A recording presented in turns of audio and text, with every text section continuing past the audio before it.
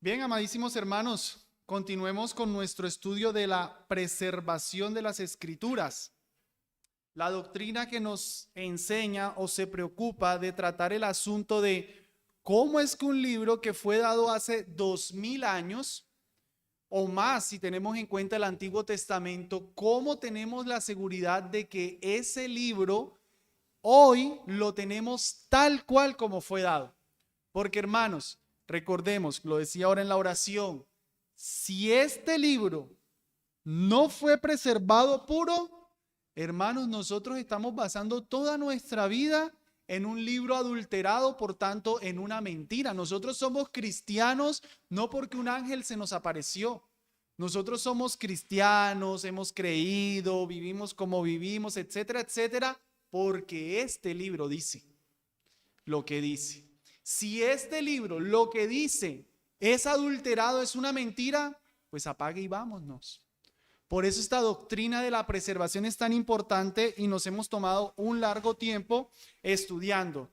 Hoy, hermanos, vamos a ver la antigüedad de las variantes textuales del texto receptus. La antigüedad de las variantes textuales del texto receptus. Eso sonó como técnico, como feo, ¿no? Como, bueno, ¿qué es lo que queremos decir ahí? ¿Qué es lo que queremos decir ahí?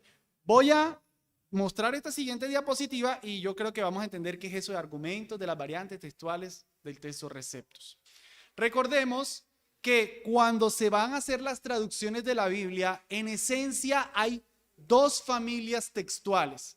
Hay dos grupos de manuscritos de copias del Nuevo Testamento. ¿Cuáles son esos dos grupos? ¿Quién lo recuerda? Bueno, aunque ahí está escrito, por ahí están escritos los nombres. ¿Cuáles son esas dos familias?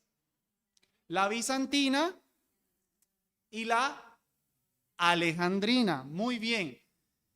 No es que son propiamente contradictorias. No es que uno enseña que Jesús no es Dios y la otra enseña que Jesús sí es Dios. No, tampoco es así. Pero ciertamente no son iguales. No son iguales. En una y en la otra, cuando las comparamos, hay menos versículos en una que en la otra. O sea, si tomamos el texto bizantino como referencia, cuando miramos el alejandrino vemos que tiene menos versículos. O si tomamos el alejandrino como referencia, vemos que el bizantino tiene más versículos. O sea, solo para decir que no es exactamente la misma familia de texto. Eso ya lo hemos estudiado en el pasado. Aquí tenemos lo que yo he llamado un argumento falaz a favor de los manuscritos alejandrinos, porque texto receptus, o más bien, mejor, lo explico así. Nuestra Reina Valera, ¿de qué texto viene? Del texto receptus. Ese texto receptus, ¿a qué familia pertenece? A la familia bizantina. Muy bien. Entonces, una Biblia como la Nueva Versión Internacional, ¿a qué texto pertenece? A la alejandrina, porque pertenece al texto crítico. Bien, ahí entendemos las diferencias. Bueno, los que patrocinan el texto crítico y también los manuscritos alejandrinos presentan este argumento para decir que son los mejores manuscritos. Porque cuando ustedes están leyendo su Biblia, por ahí en ciertos versículos aparece un asterisco y cuando uno va al asterisco dice, no está en los mejores manuscritos. Esas notas las tienen muchas Biblias. ¿Qué son esos? ¿Por qué les dicen los mejores? Este es el argumento. Los mejores manuscritos o los manuscritos alejandrinos se le llaman mejores porque, va la primera tesis, los manuscritos, eso es lo que quiere decir MSS. Los manuscritos entre más antiguos son mejores. Eso es lo que dice. Un manuscrito entre más antiguo, pues es mejor. Tiene sentido. Porque si estamos hablando de las copias del Nuevo Testamento, pues nos interesaría encontrar copias que se hayan hecho para la misma época en la que los apóstoles los escribieron, ¿cierto? Si Juan escribió su evangelio, por decir una cosa, en el año 90 y nos encontramos con una copia del 95, pues pudiéramos esperar que es muy fiel porque hay solo 5 años de diferencia.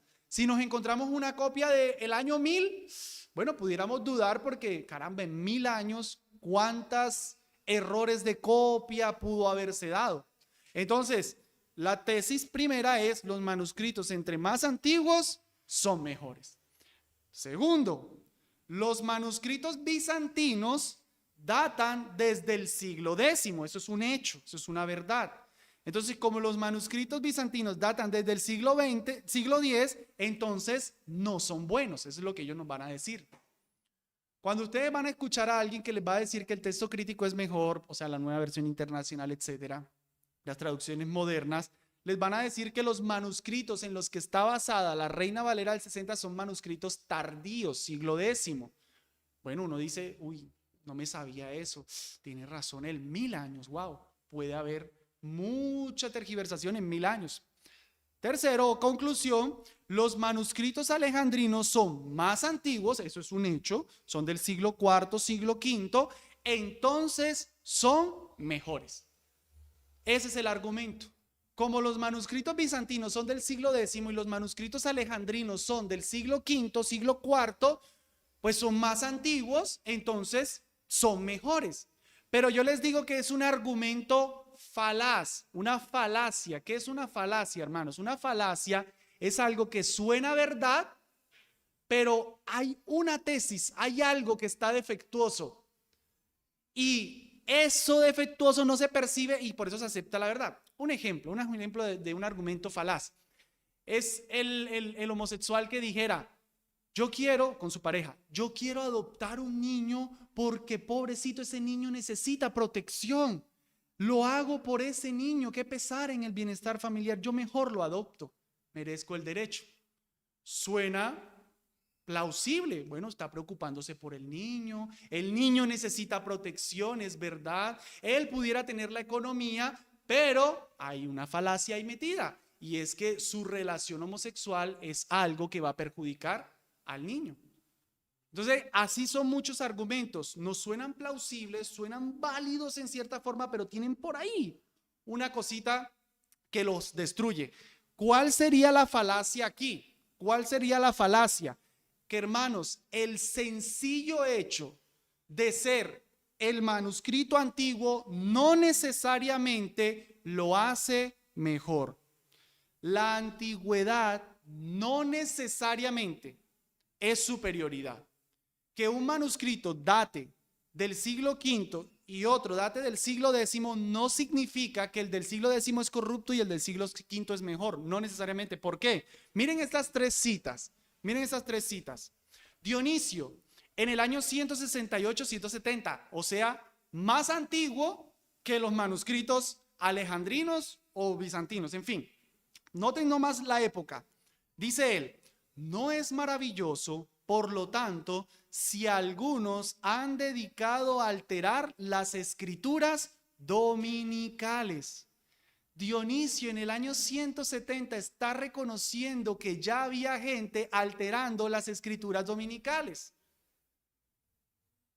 En el 170 ya se estaban adulterando. Así que ser antiguo no significa que sea bueno, porque puede ser uno antiguo pero corrupto. Un autor desconocido en el año 230, los estudiosos dicen que puede ser Gallo, puede ser Hipólito, no nos interesa, solo nos interesa la cita, habla: ellos, los herejes, haciendo referencia a los herejes, metieron las manos sin temores en las divinas escrituras, diciendo que las habían corregido. Noten, los manuscritos alejandrinos son del siglo V, son más antiguos que los bizantinos, pero qué tal que sea uno de esos manuscritos que, como dice aquí este autor, los herejes borraron para corregir. No, aquí parece que Jesús es Dios, pero Jesús no es Dios, borre eso. Quite primera de Timoteo 3:16, no diga Dios encarnado, diga el que fue encarnado. Quite el final largo de Marcos, quite la doctrina de la Trinidad, quién sabe. Tertuliano en el año 200 dice: Marción utilizó en forma expresa y abierta el cuchillo y no la pluma, ya que extirpó de las escrituras lo que convenía a su propia argumentación.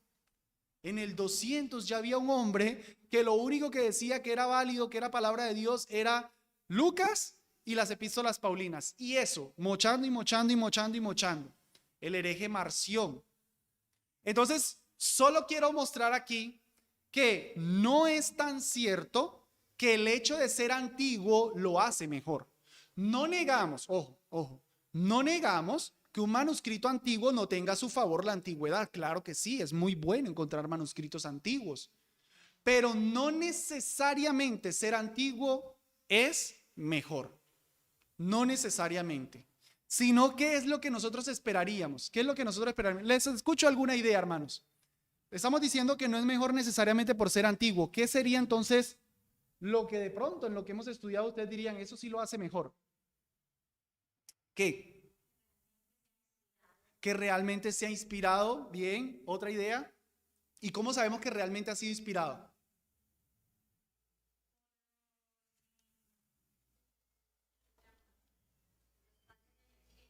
Uy, hermana, interesante. Los padres de la iglesia. De hecho, eso se va a tratar la lección de hoy. Tengamos esa idea ahí, muy buena.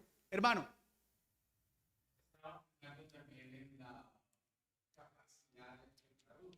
La capacidad del que tradujo, muy bien. Hemos visto eso, que se conocía quién había hecho la copia, era un hermano en Cristo, un hombre capacitado, un escriba, se tenía por prestigio. ¿Recuerdan la ilustración que les hice de mi Biblia esta que ya está como toda defectuosa, reempastada y una Biblia nuevecita?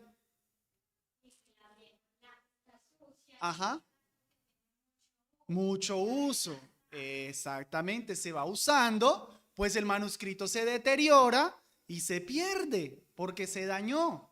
Entonces, muy probablemente no, con toda seguridad, los manuscritos bizantinos no se tienen tan antiguos, o sea, los manuscritos que se tienen no son tan antiguos porque se destruyeron del uso. La iglesia los usaba y se iban destruyendo. En ese orden de ideas, manuscritos antiguos, pues como que uno dice, ¿por qué no los usaron tanto? ¿Por qué se conservaron tanto? Y completos. Puede uno decir, tal vez la iglesia entendió que no eran buenos manuscritos y los dejó ahí. Entonces, ese tipo de cosas, hermano, que se hayan hecho copias. Si no se encuentran más variantes, más copias de ese manuscrito, pues uno diría, ¿por qué no lo copiaron? Pero ¿por qué de los bizantinos hay 5.000? Porque la iglesia los usaba, como nos estaba diciendo la hermana. Comprobar que era inspirado, pues entonces la iglesia los copia.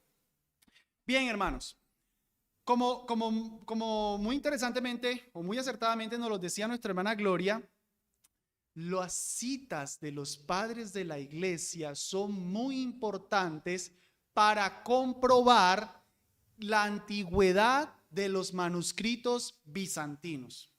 ¿Qué es lo que yo quiero hacer ahora? ¿Qué es lo que vamos a hacer? O para entender el punto a través del argumento anterior. Espérenme, devuelvo mejor. Para entender ese argumento anterior. Sí es cierto que los manuscritos bizantinos datan del siglo X. O sea, eso es un hecho. ¿Por qué? Porque son minúsculos, por ejemplo. Eso es un dato, son minúsculos. Si la letra está escrita en minúscula y la minúscula empezó a existir desde el 900 para adelante, pues esos son datos que los arqueólogos dicen, este manuscrito data de esa fecha. La ubicación, cosas arqueológicas ayudan a todo eso. Entonces, sí es un hecho que son del siglo X. Y esos manuscritos, por utilizar un ejemplo real, esos manuscritos del siglo X de la familia bizantina tienen ciertas variantes. Una de esas variantes muy interesante, y la vamos a ver ahorita, es el final largo de Marcos. Entonces, los manuscritos bizantinos contienen el final largo de Marcos, es decir, Marcos 16 desde el 9 al 20. La familia bizantina tiene ese final largo. Los manuscritos alejandrinos, que son más antiguos, no lo tienen. Bueno, dos manuscritos alejandrinos no lo tienen. ¿Cuál es la lógica de los que están a favor del texto crítico? Desde el siglo IV hasta el siglo X, alguien agregó ese final largo. Porque como en el manuscrito más antiguo no aparece ese final largo y otras más variantes, y aparecen en el siglo X, pues la lógica que es que desde que no estaba hasta que estuvo, en ese tiempo alguien lo agregó. ¿Sí me estoy haciendo entender, hermanos? Eso es, por favor, quisiera que sí me entendieran este punto, porque lo que voy a tratar de hacer es demostrar que si algún padre de la iglesia previa al siglo IV citó esa variante, o sea, en el ejemplo, el final largo de Marcos 16, ¿qué es lo que diríamos? Bueno, el manuscrito no está, el manuscrito se perdió, pero el manuscrito existió. Porque ¿de dónde sacaron esa cita? ¿Sí? Eso es lo que vamos a hacer. Entonces, otra vez, hay variantes que no aparecen en los manuscritos más antiguos, los del siglo IV, siglo V. Aparecen en manuscritos tardíos del siglo X. La lógica, o sea, es verdad. Sí, uno puede pensar, bueno, si no estaba en el siglo IV y aparece en el siglo X, es que en esos años alguien lo agregó. Pero si nos encontramos no con un manuscrito, sino con una cita de un padre, haciendo referencia a ese manuscrito, a esa variante, pues diríamos, bueno, el manuscrito no está, pero el manuscrito existió, porque ¿de dónde lo sacó? Eso es lo que vamos entonces ahora a hacer. Aquí estaba simplemente mostrándoles una fuente que utilicé y que se la recomiendo. Estoy en deuda con este hermano, se llama Damián Ezequiel Jofré, se llama este hermano. Es un hermano reformado, muy estudioso. Su pastor es uno de los editores de la SBT. Estoy en deuda con él, solamente quiero como por citar la fuente. Él tiene ese canal de YouTube, El cielo y la tierra pasarán, en donde trata muchos asuntos de esto de crítica textual, muy, muy bueno. En particular tomo del primer video, él tiene más de lo que yo voy a hablar. Hay mucho de lo que tomo de él aquí, hay otra parte que yo agregué, pero me sentí en deuda con el hermano y quisiera reconocer y recomendar ese canal. Muy bien, vamos entonces.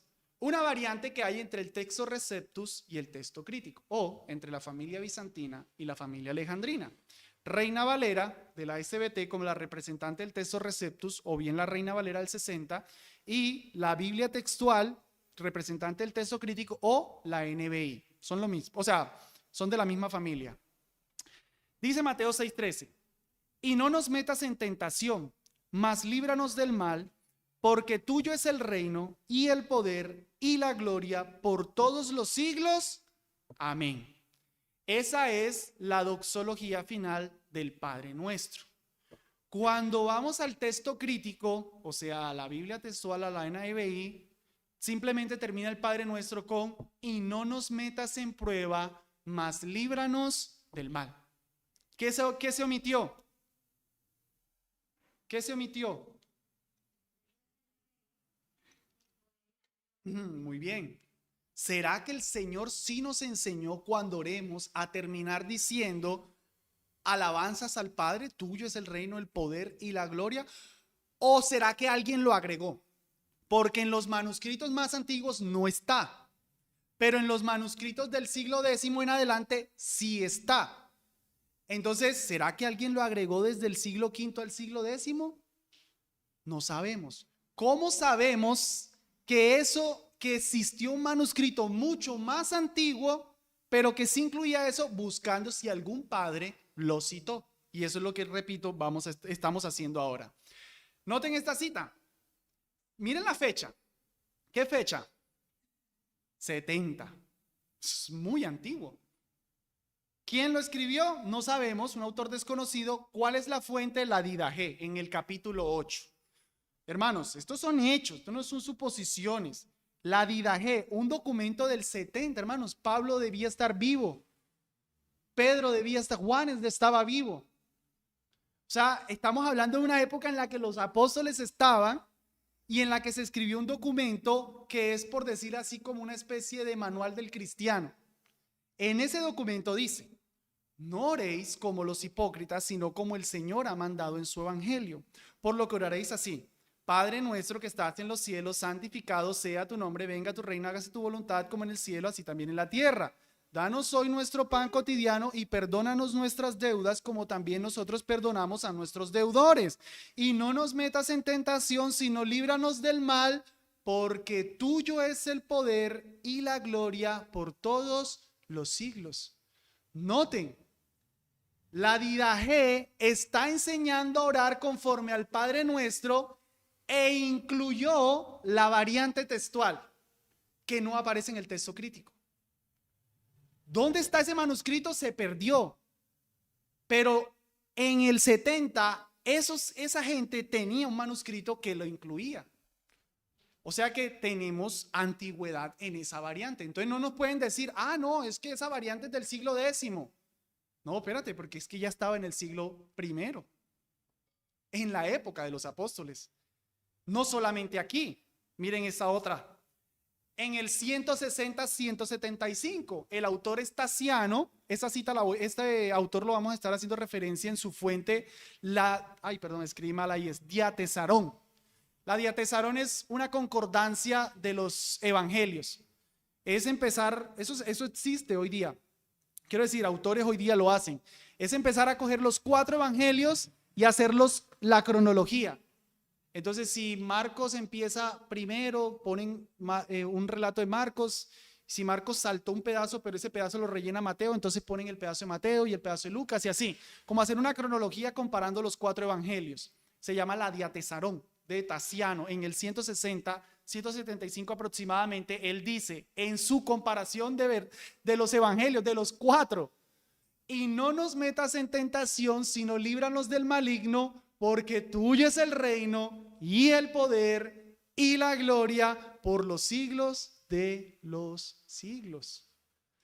Tasiano, Tasiano, tú leíste un manuscrito del siglo X, tú viajaste al futuro y tú tomaste un manuscrito del siglo X, Tasiano, porque en los mejores manuscritos no aparece esa variable. Eso se lo inventaron por allá en el futuro, Tasiano. No, Tasiano tenía manuscritos que incluían esa variable de nuestro texto Receptus. ¿Por qué no está en los manuscritos más antiguos? Yo qué sé, pero sí es parte de la Biblia. ¿Sí? ¿Sí me están comprendiendo el punto, hermanos? Vamos bien. De ahora en adelante voy a estar haciendo eso. Varias variables. Hermanos, con esto, nuevamente, para que confiemos en nuestra Biblia y para que confiemos en nuestra revisión, la de la Reina Valera. Para que no estemos pensando, ¿será que la NBI es mejor? ¿Será que la Biblia textual es mejor? ¿Será que el texto crítico es mejor? Hermanos, este argumento es letal. Si uno con este argumento sigue creyendo que el texto crítico es mejor, bueno, pero este argumento es definitivo. Primera de Juan 4:3. Dice vayan a sus Biblias, hermanos. Yo quiero que vayamos a nuestra Biblia mejor. Yo lo tengo ahí en pantalla, pero vayan a sus Biblias. Por si de pronto les sale por ahí el asterisco, ustedes ya sepan, este asterisco no es de la palabra de Dios. Primera de Juan 4:3. Bueno, aunque yo tengo aquí la SBT, yo les regalé a varios la Reina Valera de la SBT, ya deberíamos empezar a usarla. Pero Reina Valera y la SBT no tienen muchas diferencias. Reina Valera del 60 y Reina Valera de la SBT no tienen muchas diferencias, es lo que quise decir. Ambas son del texto Receptus. Dice Primera de Juan 4:3. Y todo espíritu que no confiesa que Jesucristo ha venido en carne no es de Dios. Y este es el espíritu del anticristo, el cual vosotros habéis oído que viene y ahora ya está en el mundo. El texto crítico dice, y todo espíritu que no confiesa a Jesús no procede de Dios. Y este es el del anticristo, del que habéis oído que viene y ahora ya está en el mundo. ¿Cuál es la variable? El espíritu está en ambas, hermana. El espíritu está en ambas. ¿Cuál es la variable? Ha venido en carne. Y además de eso, ¿cómo se le llama al que vino en carne en uno y en el otro? No. Jesucristo y Jesús son variables. Son variables. Esos son variables, hermanos. Noten, uno dice Jesucristo, en otro dice Jesús. Pero más importante, la que nos hace notar César, dice ha venido en carne. En el texto crítico no dice que Jesús vino en carne. Importante doctrina que no está en el texto crítico. ¿Será que algún aficionado agregó eso? ¿O será que más bien alguien borró eso de la Biblia? Bueno, si vamos a los manuscritos más antiguos, no lo encontramos. Entonces parece ser, dirían nuestros hermanos del texto alejandrino, del texto crítico, que alguien lo agregó. Pero si encontramos una cita antes del texto alejandrino que lo incluya, la conclusión es que sí era parte de la escritura, más bien que el alejandrino lo mochó. En el 105, miren la antigüedad. Autor Policarpo. Fuente, la epístola a los Filipenses. Hermano, estas son cosas que ustedes pueden consultar, por eso los doy. Dice, porque el que no confiesa que Jesucristo ha venido en carne es anticristo, y quien no confiesa el testimonio, perdóneme, se me fue esa cruz con ese. El testimonio de la cruz es del diablo. Policarpo conocía Primera de Juan 4:3 como el texto Receptus lo dice. Cuando él está escribiendo a los filipenses, él dice Jesucristo ha venido en carne. Hermanos, esta es una doctrina muy importante. Ese es el punto del argumento, que el que niega que vino en carne, es que miren cómo queda en el texto crítico. Todo espíritu que no confiesa a Jesús no procede de Dios. Y este es el del anticristo, le pierde fuerza. Este no es el punto. El punto es el que niegue que Jesucristo ha venido en carne. Eso es lo que Juan está discutiendo contra el docetismo. Era una herejía gnóstica que ya estaba en su época.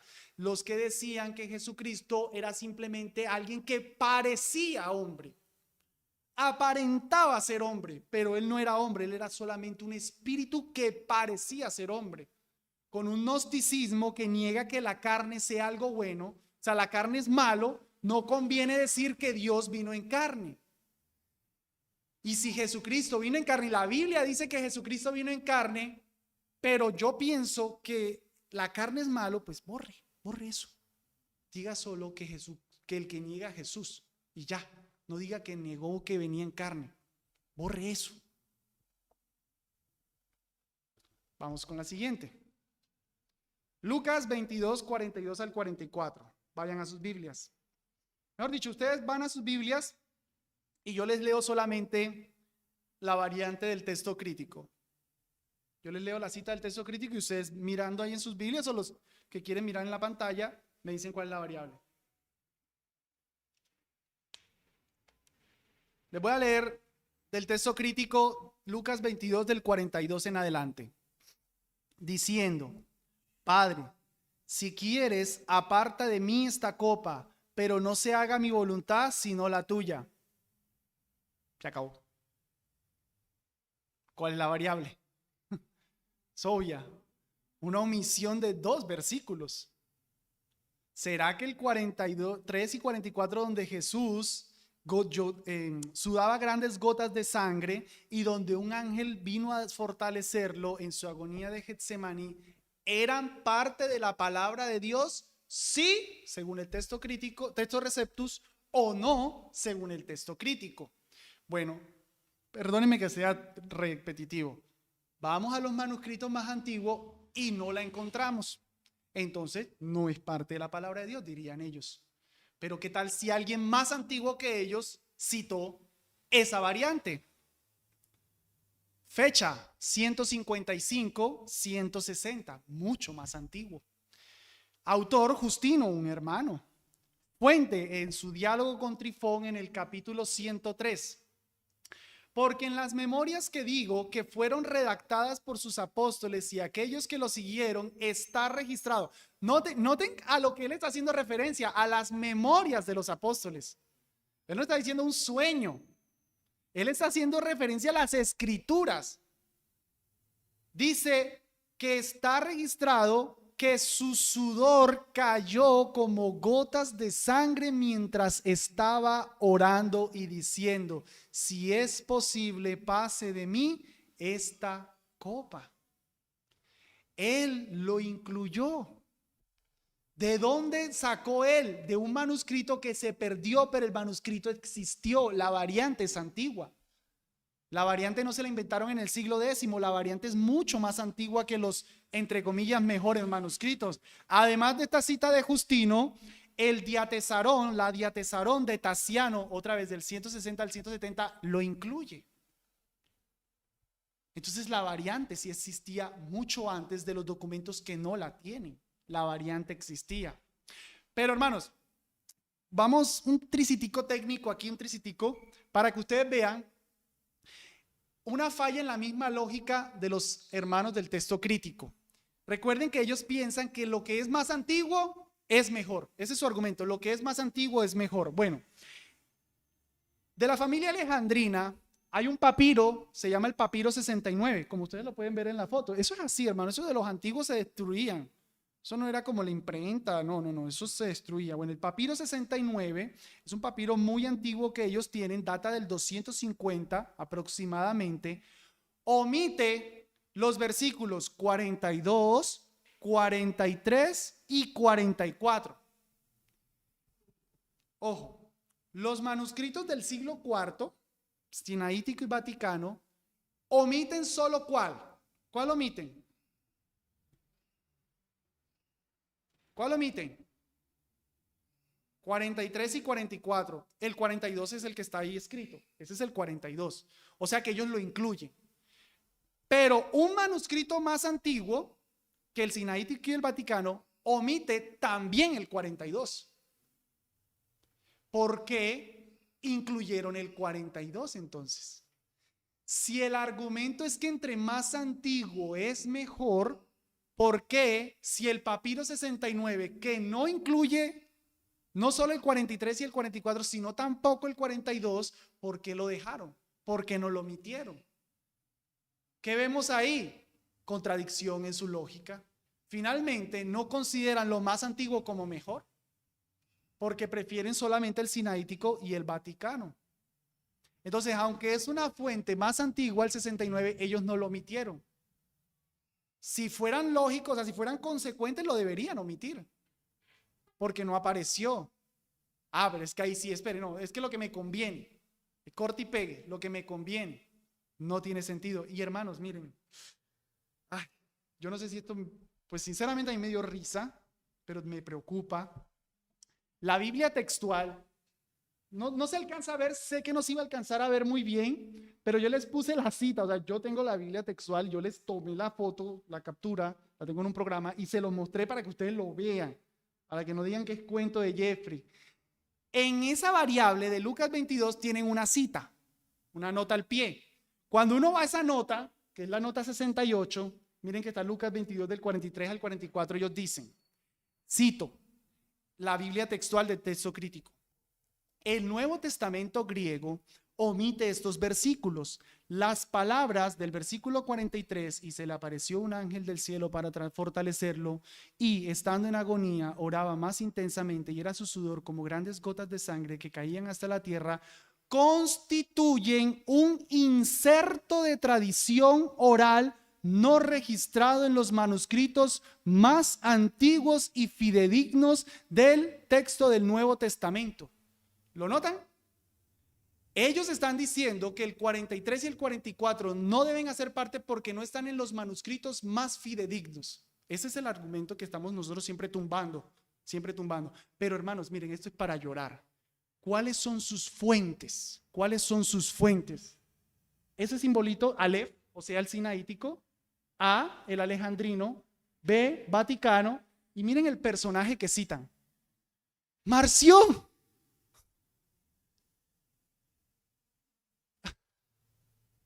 A Marción, a un hereje, para decir un texto no pertenece a la palabra del Señor, citan a Marción. Hermanos, eso es necedad.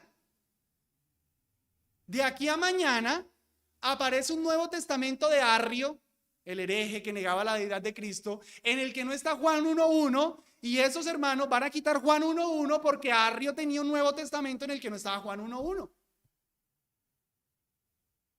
Perdónenme, hermanos, es tonto. ¿Cómo me van a citar? O sea, por lo menos no lo citen, por lo menos. ¿Cómo van a citar a Marción para decir que un texto no pertenece a la palabra del Señor, hermanos? Sí, está Atanasio, sí, está Clemente, pero Marción, incluso Orígenes. Orígenes es un padre de la iglesia, pero Orígenes es con pincitas. Ahí está también metido Orígenes. Orígenes es con pincitas. Ese es el texto crítico. Esa es la crítica textual del Nuevo Testamento que hoy se aplaude. La variable de Juan 1:18. A Dios, perdón, vayan a sus Biblias, perdón.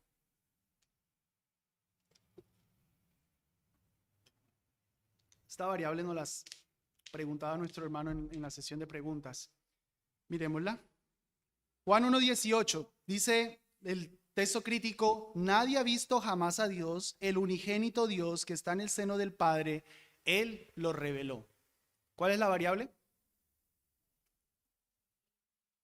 El unigénito Hijo de Dios o el unigénito Hijo o el unigénito Dios. ¿Quién dice la verdad? ¿Es o hijo o unigénito hijo o unigénito Dios? Vamos a ver.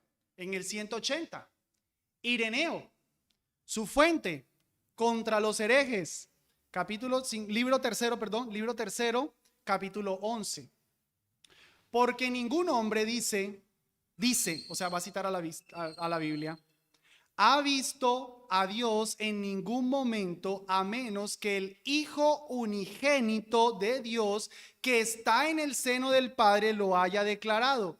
Porque Él, el Hijo que está en su seno, declara a todos acerca del Padre que es invisible. Mucho antes que los manuscritos que tienen la variable unigénito Dios, ya hay un autor, ya hay un padre diciendo unigénito Hijo. Hermanos, la Reina Valera, hermano, en esta parte respondo puntualmente a la pregunta que habías hecho. La Reina Valera refleja una traducción más coherente con el contexto. Porque si ustedes notan, ¿de qué es lo que se está hablando aquí? Del Padre. A Dios nadie le vio jamás. El unigénito Dios que está en el seno del Padre. Pero si está hablando de la relación padre-hijo, es más lógico, coherente con el contexto que diga unigénito Hijo que está en el seno de su Padre. Lo cual nos está mostrando las relaciones intratrinitarias. Pero el texto crítico nos quita las relaciones intratrinitarias y nos dice simplemente que era un Dios. El unigénito Dios, pero no nos dice que tiene una relación con el Padre. Se debilita la doctrina de la relación de la filiación entre padre e hijos. 2. Juan nunca usa la expresión unigénito Dios. Nunca, esa es la única variable, según el texto crítico. Nunca, él siempre dice el unigénito Hijo de Dios, porque Juan sabe lo que esa doctrina implica. Esa cita es 30 años más antigua que el papiro 66, en donde aparece unigénito Dios. Bien, sigamos. Hechos 8:37.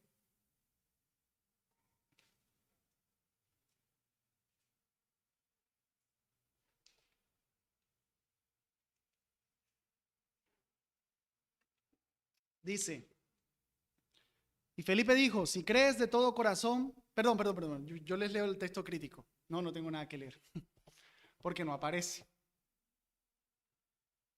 En sus Biblias dice eso. Y Felipe dijo: si crees de todo corazón, bien puedes. Y respondiendo dijo: creo que Jesucristo es el Hijo de Dios. Pero en el texto crítico, el versículo más explícito para decirnos que hay que creer para ser bautizado no está. No está. Miremos si hay una cita más antigua. Veamos quién es el más antiguo. 180 después de Cristo. Autor, Ireneo. Su fuente, Contra los herejes, el libro tercero, pero ahora el capítulo 12. Felipe declaró que cuando se pone entre esos corchetes es para darle el sentido, porque el autor de pronto desde antes es que viene hablando de eso. Felipe declaró que este era Jesús y que la escritura se cumplió en él, como lo hizo también el eunuco creyente. E inmediatamente solicitó ser bautizado y dijo: creo que Jesucristo es el Hijo de Dios. Ireneo tenía un manuscrito de la familia bizantina que incluía Hechos 8:37. Ireneo lo tenía en sus manos. Ese manuscrito se perdió, pero el manuscrito existió. No es que alguien se lo inventó en el siglo X. Esa variante es muy antigua, más antigua que los, entre comillas, mejores manuscritos. Miren esta otra del mismo versículo. 180, Cipriano en su tratado, escribí, creo que quiere decir capítulo 12, libro tercero, creo que es lo que quiere decir. En los Hechos de los Apóstoles, he aquí hay agua. ¿Qué impide ser bautizado? Entonces dijo Felipe, si crees de todo corazón, bien pues. Ahí está, hermanos. Ahí está. Entonces, cuando tú vayas a Hechos 8:37, y si tú te ves un asterisco que te dice que no está incluido en los mejores manuscritos, tú ya te en paz. Yo fui a la iglesia, yo estudié y yo he visto que ese manuscrito, esa variante sí estaba en la Biblia. Es mucho más antigua que los manuscritos que no la tienen. Juan 5:4. ¿Saben qué? Perdónenme. Voy a ir de aquí en adelante solo mostrándole en la pantalla para que nos alcance el tiempo, que veo que el tiempo se nos está yendo. La variante, porque un ángel descendía de tiempo en tiempo al estanque y revolvía el agua. Y el que primero descendía en el estanque después del movimiento del agua era sanado de cualquier enfermedad que tuviera. Soy del texto Receptus, me parece raro, soy sincero. ¿Cómo así que un ángel desciende y agita el agua y la gente se mete y sana? Está como raro, ¿no? Nos parece raro, seamos sinceros. Yo creo que es palabra de Dios, pero nos parece raro. Bueno, como nos parece tan raro, ¿sabe qué? Borrémoslo, quitemos el ángel, para que no caigan en misticismo y cosas raras. No, es que si es palabra de Dios, déjalo ahí, no tienes por qué quitarlo. El texto crítico lo quitó la referencia al ángel. Sin embargo, en su propio texto, aunque ellos quitan la referencia al ángel que movía el agua, en el versículo 7 dice, Señor, le respondió el enfermo, no tengo un hombre que me meta en el estanque cuando es agitada el agua y mientras yo voy, otro baja antes de mí. En el texto crítico queda rara esa referencia. ¿Y para qué él se quería meter en el agua? ¿Para qué? Pues que mocharon el versículo que decía que había un ángel que la movía y el que primero entraba se sanaba. Entonces, aún en su texto queda claro que había que meterse para ser sano. Aún en su texto. La dificultad es solamente el ángel. La dificultad es solamente el ángel. Fecha 200, Tertuliano sobre el bautismo, precisamente sobre el bautismo. Un ángel, dice Tertuliano, por su intervención solía remover el estanque de Betesda. Los que se quejaban de problemas de salud solían vigilarlo porque quien había sido el primero en descender a ellos después de lavarse dejó de quejarse. Bueno, él da la interpretación de eso, no le voy a prestar atención, solo nótenlo. Tertuliano, 140 años antes de los manuscritos que no contienen la cita, decía que había un ángel que movía el estanque. A Tertuliano eso le pareció raro y por eso da una explicación ahí bien interesante, muy interesante la explicación que él da, pero él, como un hombre temeroso de Dios, él dijo, yo no voy a quitar eso. ¿Por qué lo voy a quitar? Juan 3:13. Nadie subió al cielo, sino el que descendió del cielo, el Hijo del Hombre que está en el cielo. Porque el Hijo del Hombre que está en el cielo. La variante del texto crítico es que quitan esa última parte, que está en el cielo. Nos parece raro. ¿Cómo así que Jesús está en la tierra y al mismo tiempo está en el cielo? ¿Sabe qué? Móchelo. Y así no deja tan claro que Jesucristo es Dios omnipresente. ¿No? Que se quedó solo en la tierra, él no es omnipresente. Ponga eso en duda, quite eso, moche eso. Pero es que en el 230 Hipólito ya estaba diciendo. Y no es simplemente que yo digo esto, sino que él mismo lo atestigua. Quien bajó del cielo porque habló así. Es que miren que ellos hacen referencias a las escrituras, no es un ángel. Nadie subió al cielo sino el que descendió del cielo, el Hijo del Hombre que está en el cielo. Es mucho más antigua la variante, mucho más antigua. Y también la Diatesarón, 120 más antigua que el Códice Vaticano y Sinaítico. Vamos a meternos en un terrenito un poquitico más espinoso, ya casi vamos a terminar. Los tengo cansados, un poquitico. Primera de Juan 5:7. Primera de Juan 5:7, nuestro precioso texto que dice, 3 son los que dan testimonio en el cielo, el Padre, el Verbo y el Espíritu Santo, y estos 3 son uno. Y 3 son los que dan testimonio en la tierra, el Espíritu y el agua y la sangre, y esos 3 concuerdan en uno. No, el texto crítico quitó la referencia más explícita a la doctrina de la Trinidad. Eso no estaba en los manuscritos más antiguos, aparecen unos manuscritos del siglo XI, incluso la primera edición de Erasmo no lo incluía, lo incluyó hasta la tercera por un manuscrito tardío, etcétera, etcétera, etcétera. Eso no estaba. Nadie citó eso, nadie hizo referencia a eso, eso lo inventaron después. Vamos a ver. 250, Cipriano en su Tratado 1, el Señor dice, mire, referencia a la palabra, yo y el Padre somos uno. Y nuevamente está escrito acerca del Padre y del Hijo y del Espíritu Santo, y estos tres son uno. ¿Dónde está escrito eso? Búsqueme otro versículo en la Biblia en la que esté escrito eso. Primera Juan 5:7. Cipriano tenía un manuscrito en el 250 que lo incluía.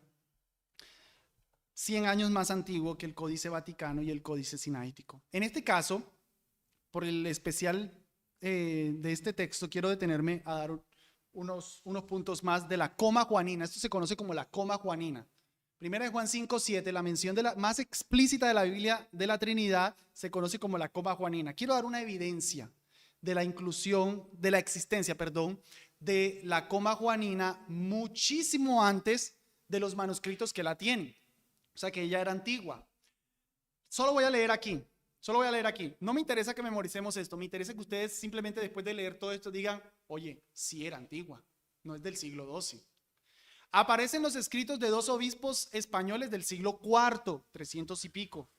En el siglo V fue citada por varios escritores africanos ortodoxos para defender la Trinidad contra las negaciones de los vándalos que adherían fanáticamente a la herejía arriana.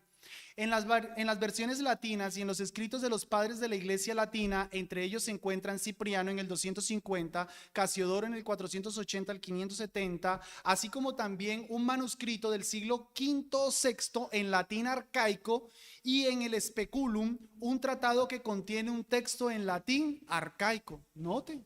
Entonces, ¿por qué nos van a decir, incluso los herejes, testigos de Jehová, que eso no es antiguo, que eso se lo inventaron?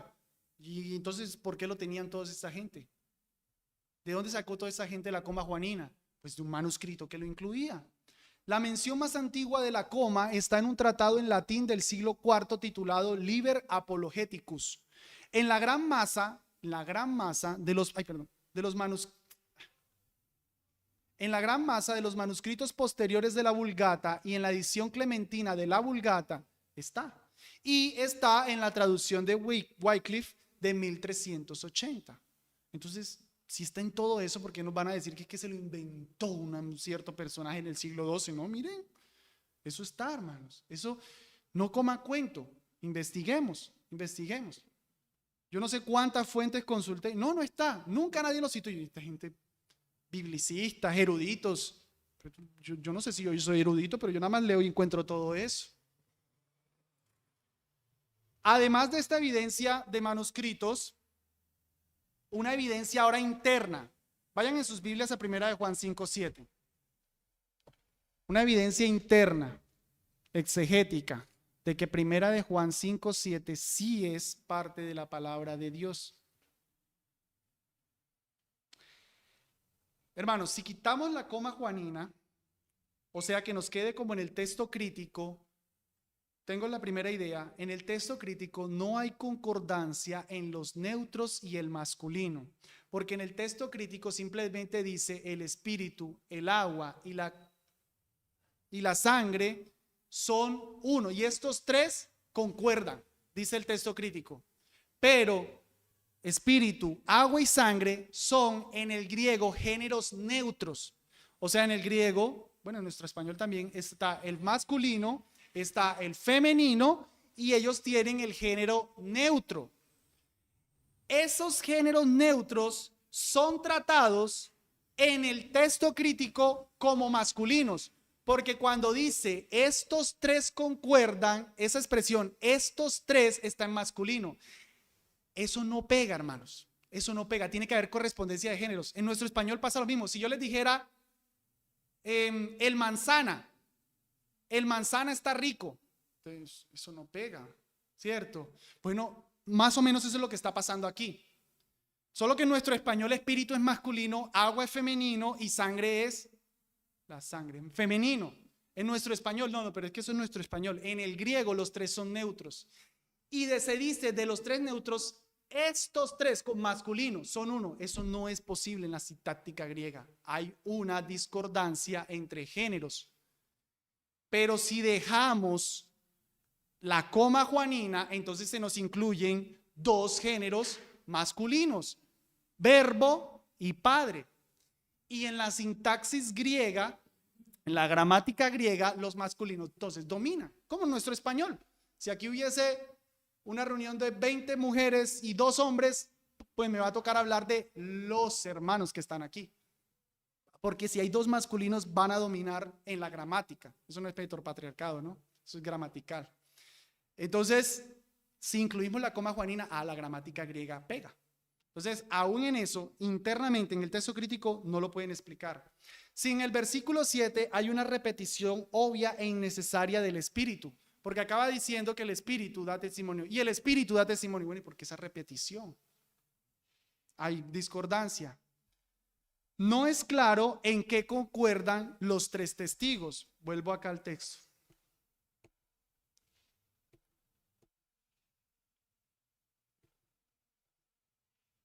Ahí. Porque 3 son los que dan testimonio, el espíritu, el agua y la sangre. Y los 3, eso es masculino, pero ya les dije ahorita. Y los 3 concuerdan, pero concuerdan en el griego de ellos.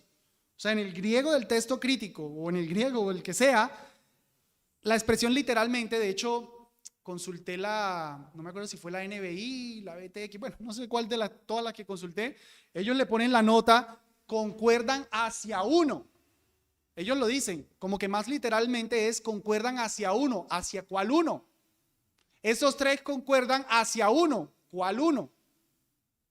Si es que lo omitieron en el versículo 7, la Trinidad. Tienen esa discordancia. Por eso entonces, aunque le ponen la notica de cómo debería ser traducido, no lo ponen y lo dejan ahí en el aire. Bueno. Estamos aquí. Si es un agregado, como dicen, ¿por qué no dice el Padre, el Hijo y el Espíritu Santo? La doctrina cristiana casi nunca, o yo creo, pudiera decir nunca, en los credos niceno, Calcedonia, Constantinopla, nunca aparece el Padre, el Verbo y el Espíritu. Siempre es el Padre, el Hijo y el Espíritu. ¿Por qué si alguien agregó eso, puso el Verbo y no puso, como era la típica cláusula trinitaria, el Hijo? Eso debilita el invento de que alguien lo agregó. Y en último lugar, hermanos, ¿no sería justo que si la Trinidad es tan importante, a lo menos hubiera un versículo explícito en la Biblia? O sea, no quiero parecer más sabio que Dios. Yo creo que es parte de la palabra de Dios. Pero digamos, aquí hablo desde mi fe. Hermanos, si nosotros hacemos tanto énfasis en la Trinidad, si la Trinidad es tan importante, ¿no les parece a ustedes que por lo menos un versiculito claro en la Biblia explícito en el que diga que esté la doctrina de la Trinidad? O sea, nosotros doctrinas importantes siempre las tenemos explícitas, Yo sé que si quitamos 1 Juan 5:7 y yo pudiera conceder eso, listo, quítelo, la doctrina de la Trinidad no se cae, eso sí es cierto. Pero, pues, hablo del corazón, no va a haber un solo versículo explícito. Una doctrina tan importante va a ser solamente compare. Pues no me parece a mí. Me da sentido entonces que Dios, para expresar su carácter, haya dejado un texto explícitamente diciendo que Él es un Dios trino. Bueno, quisiera terminar, pero vamos a ver este último y ya. Lo puedo ver rápido porque ya lo hemos hablado. El final largo de Marcos. No está, dicen nuestros hermanos, en los mejores manuscritos. Nuestra Reina Valera va desde el versículo 9 hasta el versículo 20. Los, entre comillas, mejores manuscritos terminan en el versículo 8. Porque según ellos no es antiguo. Pues si no es antiguo, por qué aparecen los escritos de Papías del siglo 100, del año 100, de Justino Mártir del 51, de Ireneo citando y comentando el versículo 19 en el 180, Hipólito citando los versículos 17 y 18 en el periodo del 190 al 227, Vicente citó los versículos 17 y 18 en el séptimo concilio de Cartago, Agustín citó el mismo pasaje, Eusebio en el 325, Crisóstomo en el 400. ¿De dónde sacaron ellos el final largo de Marcos si no está en los supuestos mejores manuscritos más antiguos? ¿De dónde? Que viajaron al futuro. Ya sé. Y ellos agarraron el texto de Erasmo y vieron que Erasmo lo agregó y entonces lo agregaron. No, hermanos, ellos lo tenían. Que dos manuscritos no lo tengan y se levantan como los mejores manuscritos de los dos herejes que ya vimos, Westcott y Hort, Nestlé y Allen, no tenemos nosotros por qué dudar del final largo de Marcos. Por si fuera poco, las traducciones más antiguas, la Peshitta, la Curetoriana, la Filoxeniana, la latina de Jerónimo, el latín antiguo del siglo II, la gótica, la egipcia, la tebaica. Pero es que son traducciones, no son manuscritos. Pero ¿y de dónde hicieron ellos las traducciones? Ese argumento lo expresaba alguien. Pero es que esos son traducciones, no son manuscritos. Los manuscritos son la fuente primaria, o sea. Entonces, ¿ellos de dónde sacaron eso? Ellos hicieron sus traducciones soñando. Ellos hicieron traducciones con manuscritos. No están los manuscritos, pero ellos se basaron en algo. Los manuscritos alejandrinos. Perdón. Este otro dato importante. Ellos nos dicen la familia alejandrina no incluye. No, pero es que aún en la familia alejandrina algunos lo incluyen. Aún en la familia alejandrina algunos lo incluyen. El códice alejandrino, el códice C, quizás 50 años posteriores a los dos ya mencionados, contienen esos versículos. O sea, el códice C y el códice alejandrino son de la familia alejandrina. Aún ahí está el final largo de Marcos. El códice Beza lo tiene. O sea, ni siquiera son consecuentes con su propia familia. Pero dos manuscritos que Westcott y Hort levantaron como lo último en Guarachas, no lo tienen. Entonces, quítenme el final largo de Marcos. Hermanos, búsquenme un texto de la Biblia en la que diga que Jesús resucitó domingo. Búsquenlo, no lo van a encontrar. Un texto explícito que diga que Jesús resucitó el domingo no hay en la Biblia, sino solamente Marcos 16:9. Que explícitamente diga, porque ustedes están pensando, no, pero es que en los evangelios dice que las mujeres fueron a visitar el primer día de la semana. Sí, pero un judío le va a decir, pero es que resucitó sábado.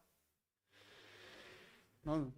Marcos 16:9 explícitamente dice, habiendo resucitado el primer día de la semana, fueron las mujeres. Pero es que si yo quiero negar eso, moche Marcos 16:9. El que creyere y fuere bautizado será salvo. Moche eso, para que no se bauticen. Moche eso. Bueno, ellos van a presentar unos argumentos en cuanto al estilo, pero van a decir, no, es que el final largo de Marcos tiene unas palabras distintas a las que Marcos utiliza en todo su evangelio. Pues hermanos, eso no es sensato. No tiene que Marcos utilizar siempre las mismas palabras que ha utilizado a través de toda la Biblia para entonces decir que el final largo de Marcos es inspirado. Les diría un autor, Lenski, la palabra que tengo ahí, una palabra no tiene que estar dos veces en el mismo documento para estar seguros de que lo escribió el mismo autor. Como en el final largo de Marcos aparecen unas palabras que no están en el resto de la Biblia, entonces dicen, eso fue agregado. Pues, hermanos, eso no es sentido. Como lo tengo en el primer ejemplo, los primeros 5 versículos de Lucas y de Juan no tienen las mismas palabras del resto de sus evangelios. Y nadie está diciendo, arranquen el inicio de Juan y el inicio de Lucas. No, eso no tiene sentido. Otro análisis griego. En el griego, pues si quitamos el final largo, el evangelio acaba con la palabra gar, con la palabra porque. Tuvieron temor porque. Ahí acabó. Tuvieron temor porque. A ver, en el griego es posible voltear las palabras, la sintáctica griega lo permite, pero no es correcto y nunca se hace en el Nuevo Testamento terminar una epístola con un porque. El porque nunca termina un documento en el griego, nunca. Si quitamos el final largo, nos queda bien rara la gramática griega, pero si lo dejamos, está bien porque va a continuar. Y el contenido de esta porción compagina con el resto de la Biblia y los evangelios. Así que, hermanos, en conclusión, les he mostrado un montón de citas y pudiéramos seguir, créanme, pudiéramos seguir. Yo incluso el video que les tomé de fuente quité. Pudiéramos seguir con todas esas citas, hermanos, para mostrarle que las variantes del Nuevo Testamento, del texto bizantino, del texto Receptus, son antiguas. Así que cuando ustedes vengan a decirle que es que no están los manuscritos más antiguos, ustedes díganle, hermano, ya te mando el video que dieron en mi iglesia para que tú veas. Sí son antiguas, sí son antiguas. Que no estén los manuscritos porque la iglesia los usó y se destruyeron. La iglesia pasó por persecuciones y se destruyeron. Que no esté en solo 2 manuscritos antiguos, ¿cómo nos va a hacer nosotros negar todas estas preciosas verdades de la palabra del Señor, hermanos? Bueno, gracias por su tiempo. Espero que haya sido sencillo, creo que lo más sencillo posible. Si es necesario repasar, hermanos, luego pueden ver la grabación. Vamos a orar. Dios del cielo, gracias por tu palabra.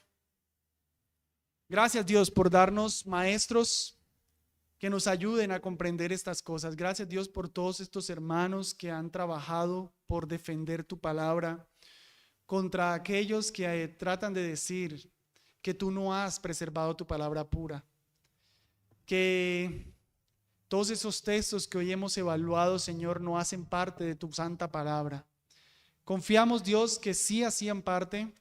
Confiamos, Dios, que la verdad no la tienen Westcott y Hort, no la tienen esos 2 demonios, no la tienen 2 manuscritos corruptos, sino que ha sido preservado, Señor, tu palabra a través de todos los creyentes verdaderos haciendo copias y copias y copias y copias bajo tu poderosa preservación y providencia, porque tú nos diste tu palabra y tú quisiste que nos llegara fiel, Dios. Confiamos en ella y te damos gracias por darnos tu palabra. En el nombre de Cristo Jesús. Amén.